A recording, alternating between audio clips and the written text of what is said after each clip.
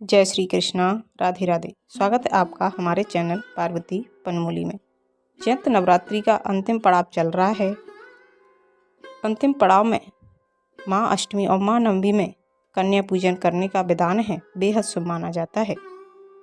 इस वीडियो के माध्यम से हम जानेंगे नवमी और अष्टमी को कन्या पूजन कैसे किया जाए, पूजन विधि, कन्या कितनी उम्र की होना चाहिए, कन्या कितनी होना चाहिए, उनको भोजन में भोग में क्या खिलाएं, उनको भोजन कैसे कराएं, सब कुछ। तो आइए जानते हैं। नवरात्रि के अंतिम 2 दिनों, कहीं कहीं 3 दिनों, सप्तमी, अष्टमी और नवमी के दिन कन्या पूजन कराया जाता है। कन्याओं को भोजन कराने के बाद ही नवरात्रि का व्रत पारण किया जाता है। कन्याओं को भोजन कराने से घर में सुख समृद्धि बनी रहती है।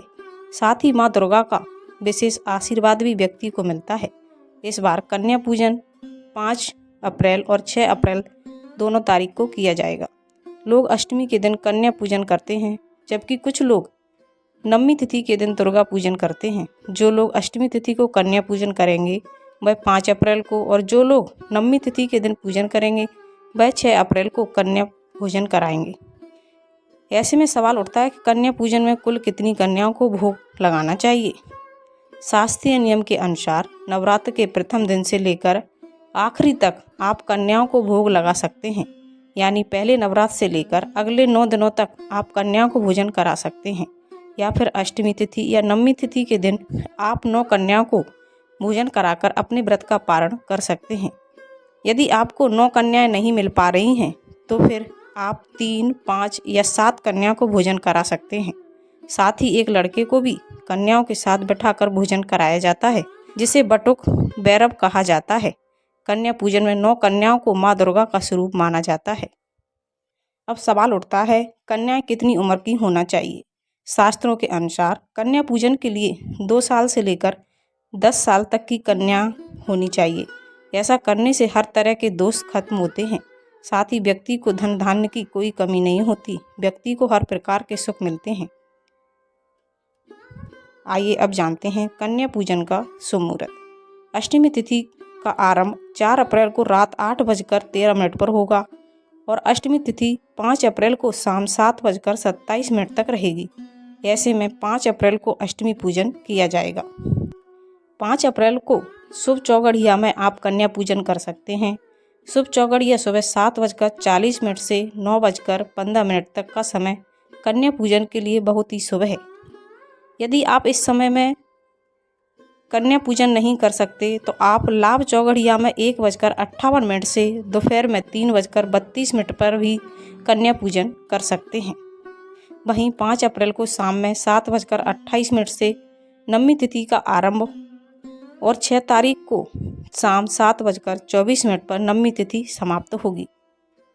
रामनवमी के दिन यानी 6 अप्रैल को कन्या पूजन के लिए शुभ मुहूर्त रहेगा। 6 अप्रैल सुबह 7:40 से सुबह 9:14 तक। इसके बाद 6 अप्रैल को अमृत चौगड़िया का समय रहेगा 10:49 से 12:23 तक। आप इन समय में कन्या पूजन कर सकते हैं।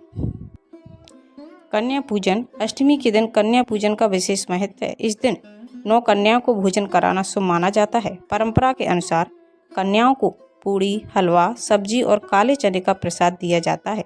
मान्यता है कि इस विधि से माँ दुर्गा प्रसन्न होती हैं और घर में सुख समृद्धि का आगमन हो जाता है।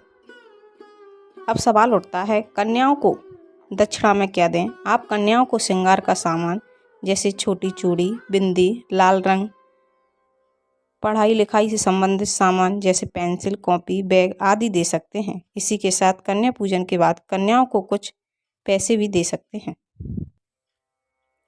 कन्या पूजन में मुख्य अनुष्ठानों में से छोटी कन्याओं के पैर धोना, उन्हें तिलक लगाना, नए कपड़े भेंट करना और विशेष भोजन परोसना शामिल है। कन्या पूजन का मुख्य नियम माना जाता है। कन्या पूजन अष्टमी नवमी के दिन कन्याओं को उपहार में भूलकर भी ये 5 चीज़ें कभी नहीं देना चाहिए, अशुभ मानी जाती हैं। सबसे पहली है चमड़ा से बनी कोई भी चीज़ कन्या पूजन उपहार में नहीं दें। काले रंग की चीज़ें भी उपहार में नहीं देना चाहिए। नुकीली वस्तुएं भी उपहार में ना दें। पुरानी या इस्तेमाल की हुई चीज़ें उपहार में ना दें। नेगेटिव उपहार भी ना दें। कन्या पूजन के दौरान अगर आप उपहार देना चाहते हैं तो नए कपड़े, लाल चुनरी, मिठाइयाँ, फल, चूड़ियाँ, purse, hair clip, pencil, pen, किताबें जैसी चीज़ें भेंट कर सकते हैं। कन्या पूजन के लिए पूजन विधि: अष्टमी या नवमी के दिन सुबह जल्दी उठकर घर और पूजा स्थल की अच्छे से साफ सफाई करें, गंगा जल से शुद्ध करें, फिर स्नान कर साफ वस्त्र धारण करें। इसके बाद भगवान गणेश और माँ गौरी की पूजा करें। कन्या पूजन के लिए कन्याओं को और एक बालक को आमंत्रित करें, बुलावे जाएं।